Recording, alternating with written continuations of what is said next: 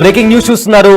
శత్రువుకు శత్రువు మనకు మిత్రువు అన్న పాత సామెతను ఇప్పుడు భారతదేశం చాలా చక్కగా ఫాలో అవుతున్నట్టు తెలుస్తుంది. అయితే పహల్గామ్ లో జరిగిన ఉగ్రదాడి తర్వాత ఇప్పుడు పాకిస్తాన్ కి శత్రువుగా ఉన్న దేశాలన్నిటినీ ఇండియా కలవడం జరుగుతుంది. దౌత్యపరంగా వాళ్ళతో వెళ్లి కలవడం, మరింత స్నేహం మరింత ఫ్రెండ్లీగా వాళ్ళతో కలవడానికి ప్రయత్నిస్తుంది. ఈ నేపథ్యంలో పాకిస్తాన్ కు మరింత సమస్యలు ఎదురయ్యే అవకాశం కనిపిస్తుంది. అయితే ఇప్పటికే పహల్గామ్ లో జరిగిన ఉగ్రదాడి తర్వాత భారతదేశం ఎన్నో కీలక అంశాలపైన దానికి సంబంధించి పాకిస్తాన్ ను ఎలా దెబ్బతీయాలి అనే కోణంలో కూడా ముందడుగు వేస్తుంది. అయితే సరిహద్దు వెంట కాల్పులతో, కవ్వింపు చర్యలకు, అదేవిధంగా చొరబాట్లతో భారత సహనాన్ని పరీక్షిస్తున్న పాకిస్తాన్ ఇప్పుడు బైసారన్ ఉగ్రదాడితో మోదీ సర్కార్ సహనానికే పరీక్ష పెట్టింది. దీంతో ఇటు నుంచి కుదరనప్పుడు అటు నుంచి నరుక్కోరమ్మన్నట్టుగా ఇప్పుడు భారతదేశం ఆఫ్ఘనిస్తాన్ తో స్నేహపూరితంగా ముందుకు వెళ్ళడానికి ప్రయత్నిస్తుంది. సో ఈ నేపథ్యంలో పాకిస్తాన్ మరింత సమస్యలు ఎదుర్కొనే అవకాశం ఉంది. ఎందుకంటే ఇప్పటికే ఆఫ్ఘనిస్తాన్ పలుసార్లు పాకిస్తాన్ పైన అటాక్ చేసింది. దీంతో పాకిస్తాన్ లో వణుకు పుట్టింది. సో ఈ నేపథ్యంలో ఇంకోసారి అంటే భారత్ కి సంబంధించిన డిప్లొమాట్స్ ఆఫ్ఘనిస్తాన్ కి వెళ్లి ఆఫ్ఘనిస్తాన్ లో పర్యటించారు. సో ప్రజెంట్ ఈ పర్యటన పాకిస్తాన్ లో మరింత భయాన్ని క్రియేట్ చేస్తుంది. సో దానికి సంబంధించిన బ్రేకింగ్ న్యూస్ చూస్తున్నారు. అయితే ఈ అంశానికి సంబంధించిన మరింత సమాచారం మా ప్రతినిధి శివ లైవ్ లో అందిస్తారు. రైట్ శివ, ఇప్పటికే పాకిస్తాన్ పై కొన్ని ఆంక్షలు విధించింది ఇండియా. అయితే ఈ నేపథ్యంలో ఇప్పటికే పాకిస్తాన్ భయపడుతుంది, ఎప్పుడెప్పుడు ఇండియా అటాక్ చేస్తుందా అన్న భయంలో ఉంది. సో అదే నేపథ్యంలో అగైన్ ఇప్పుడు ఇండియన్ డిప్లొమాట్స్ ఆఫ్ఘనిస్తాన్ లో పర్యటించారు. సో ఈ మొత్తం ఇష్యూని ఎలా చూడాలి, దీనికి సంబంధించి ఉన్న అప్డేట్స్ ఏంటి?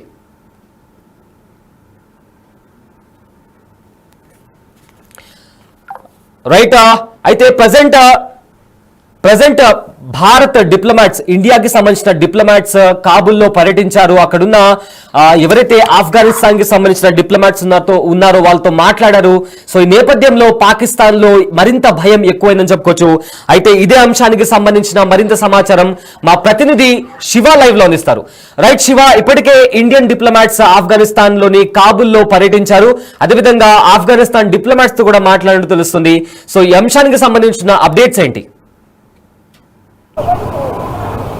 రైట్ సయ్యద్, పాకిస్తాన్కు రోజు రోజుకు మిత్ర దేశాల నుంచి వ్యతిరేకత వ్యక్తమవుతుంది. ఈ నేపథ్యంలోనే పాకిస్తాన్కు మిత్ర దేశాలు దూరం అవుతున్నారు. ఏదైతే పెహల్గామ్ ఉగ్రదాడి జరిగిన తర్వాత ఆఫ్ఘనిస్తాన్కు సంబంధించిన తాలిబాన్ మంత్రితో భారత అధికారులు ఆయనతో సంప్రదింపులు జరిపారు. సంప్రదింపులు జరిగిన తర్వాత ఇద్దరి మధ్య కొంత చర్చలు జరిగిన తర్వాత పాకిస్తాన్కు దూరం అవుతున్నట్లుగా కూడా అధికారికంగా వారి అధికార పార్టీకి సంబంధించిన పాకిస్తాన్ ప్రభుత్వానికి సంబంధించిన కొంతమంది నేతలకు తాలిబాన్ మంత్రి చెప్పినట్టుగా కూడా తెలుస్తుంది. ఈ నేపథ్యంలోనే మిత్ర దేశాలు అనేవారు రోజు రోజుకు పాకిస్తాన్కు దూరం అవుతున్నారు.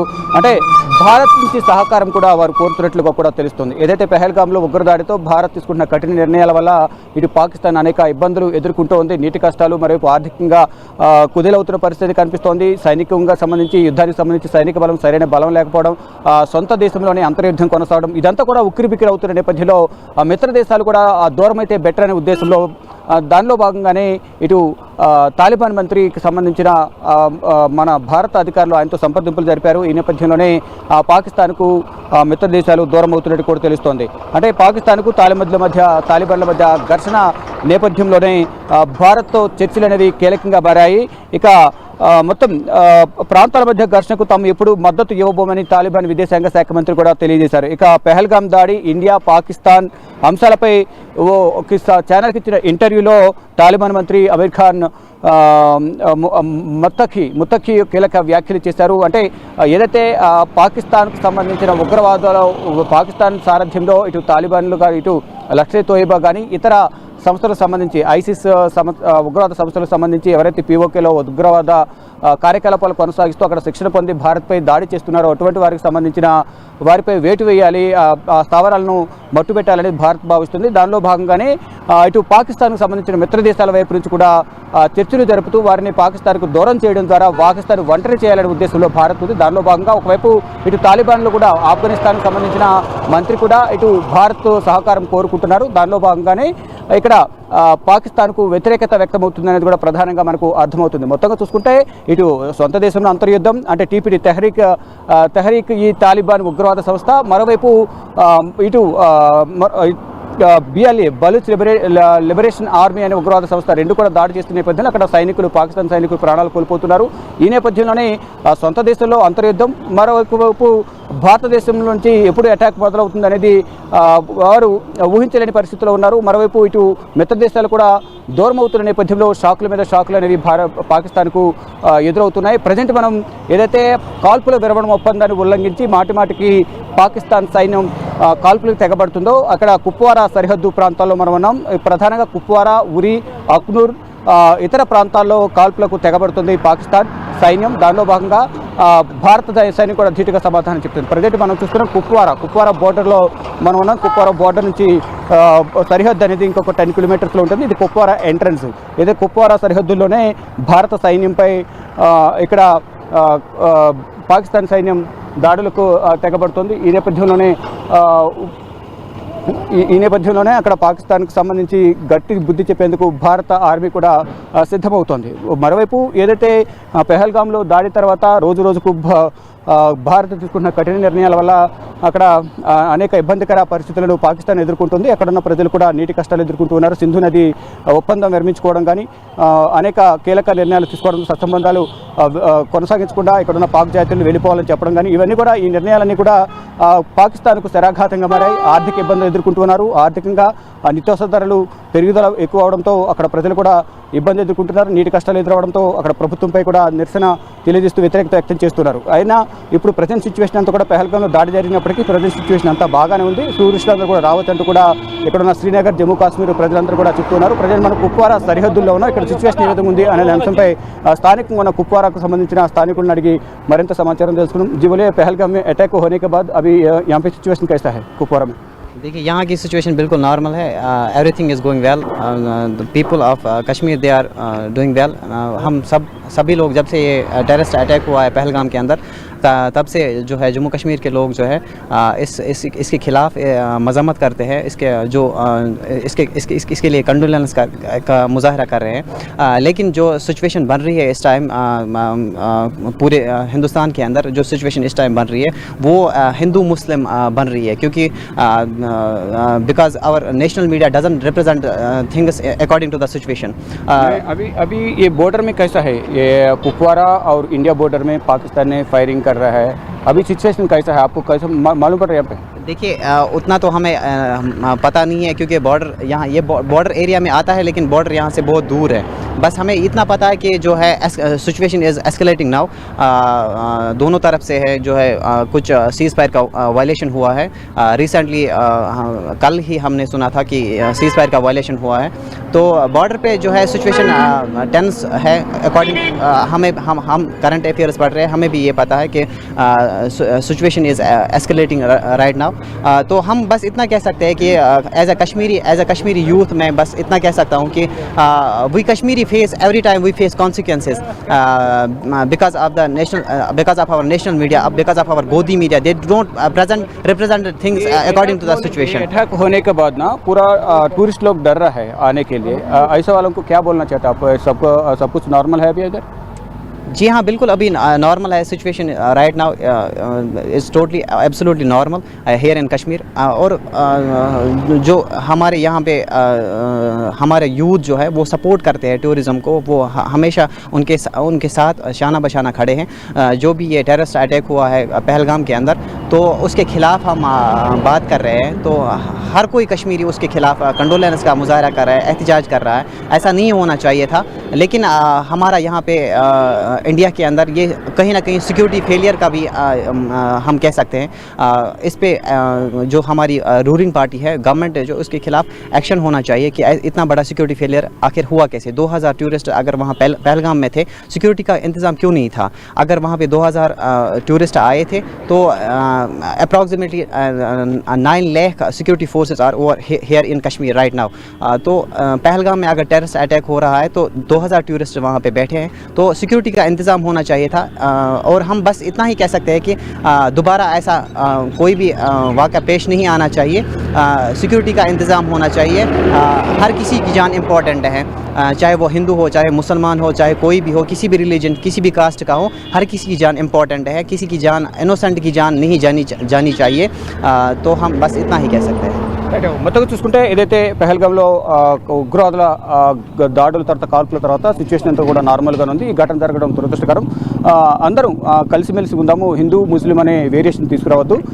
ఇక్కడ అందరూ కూడా మళ్ళా టూరిస్టులు అందరూ కూడా రావచ్చు, ఇక్కడ ఉన్న ప్రజలందరూ కూడా మీకు స్వాగతం పలుకుతున్నారంటూ కూడా ఇక్కడ కాశ్మీర్కు సంబంధించిన కుప్వారా స్థానిక యువకుడు చెప్తున్నాడు. మరోవైపు ఏదైతే పాకిస్తాన్ ఒంటరి అయ్యే అవకాశాలు ప్రధానంగా కనిపిస్తుంది, మిత్ర దేశాలను కూడా దూరం అవుతున్న నేపథ్యంలో ఇటు తాలిబాన్ మంత్రి భారత్తో చర్చలు జరపడం, భారత్ సహకారం కోరుకోవడం, ఇదంతా కూడా పాకిస్తాన్కు కొంచెం ఇబ్బందికర వాతావరణం ఏర్పడుతుంది. మొత్తం కూడా మొదటి నుంచి కూడా పాకిస్తాన్ భారత్ తీసుకుంటున్న నిర్ణయాల పట్ల కొంత ఇబ్బందులు ఎదుర్కొంటూ ఉంది.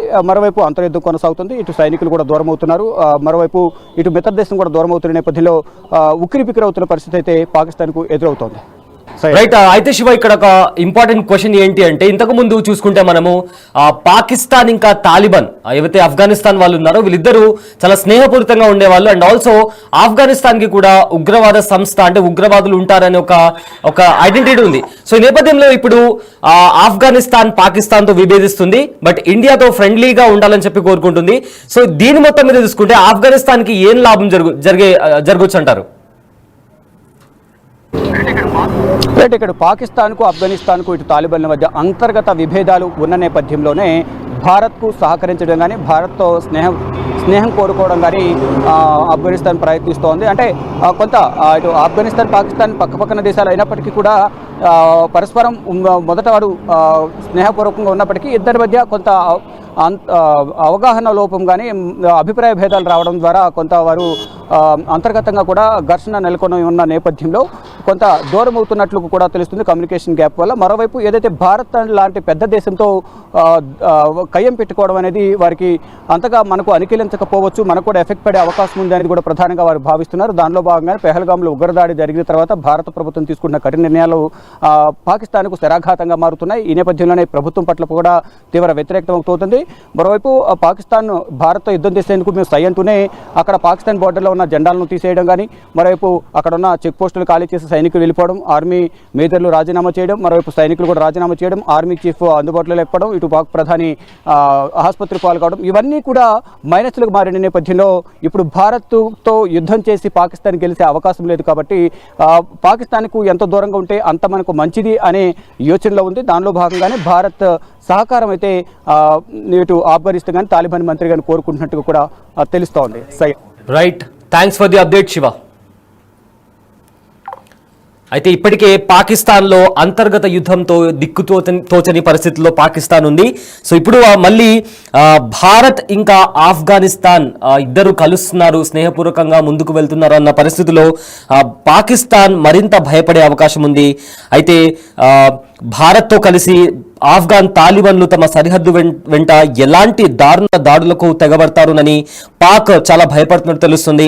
అదేవిధంగా మరోవైపు త్రివిధ దళాలకు ఎప్పుడు ఏం చేయాలనే అంశంలో పూర్తి స్వేచ్ఛనిస్తూ ప్రధాని మోదీ కూడా ప్రకటించిన నేపథ్యంలో ఇటు పిఓకే వైపు నుంచి భారత్, అటు ఆఫ్ఘాన్ సరిహద్దు నుంచి తాలిబాన్ల దాడులతో పాకిస్తాన్ పరిస్థితి అడ్డకత్తెరలో పోకచెక్కలా తయారైందని అంతర్జాతీయ నిపుణులు విశ్లేషిస్తున్నారు. ఇదే నేపథ్యంలో ఆఫ్ఘాన్ రాజధాని కాబుల్లో భారత దౌత్య బృందం పర్యటనతో ఇరు దేశాల ప్రభుత్వాల మధ్య సంబంధాలు మొదలయ్యాయి. అయితే అంతకుముందు పాకిస్తాన్తో సరిహద్దు వివాదాలు, ఉగ్ర ఆరోపణలు ఆఫ్ఘనిస్తాన్ పౌరులను వేలాదిగా వెళ్లగొట్టడంతో పాటు ఆ దేశ ప్రభుత్వంతో ఆఫ్ఘాన్ పాలకులకు అస్సలు పడట్లేదు. సో ఈ నేపథ్యంలో గత ఏడాదిగా నెలకొన్న ఉద్రిక్త పరిస్థితులను చక్కబెట్టేందుకు గతంలో పాకిస్తాన్ విదేశాంగ మంత్రి ఇషాక్ దార్ కాబుల్లో పర్యటించారు. బట్ దానికి పెద్దగా ఫలితం రాలేదు. అయితే పహల్గాంలో ఉగ్రవాద దాడి తర్వాత ఎవరైతే మిత్ర పక్షాలు ఉన్నాయో పాకిస్తాన్ కి, వారు ఒక్కొక్కరిగా వెనుదిరుగుతున్నారు. సో వాళ్ళను భారతదేశ ఎవరైతే డిప్లొమాట్స్ ఉన్నారో వాళ్ళని కలిసి, ఫర్ ఎగ్జాంపుల్ ఆఫ్ఘాన్ చూస్తే ఆఫ్ఘాన్లో పర్యటించారు. సో ఈ నేపథ్యంలో భారత్ ఆఫ్ఘనిస్తాన్ కి వెళ్లి పర్యటించడంతో పాకిస్తాన్ లో భయం అనేది మరింత పెరిగిందని చెప్పుకోవచ్చు.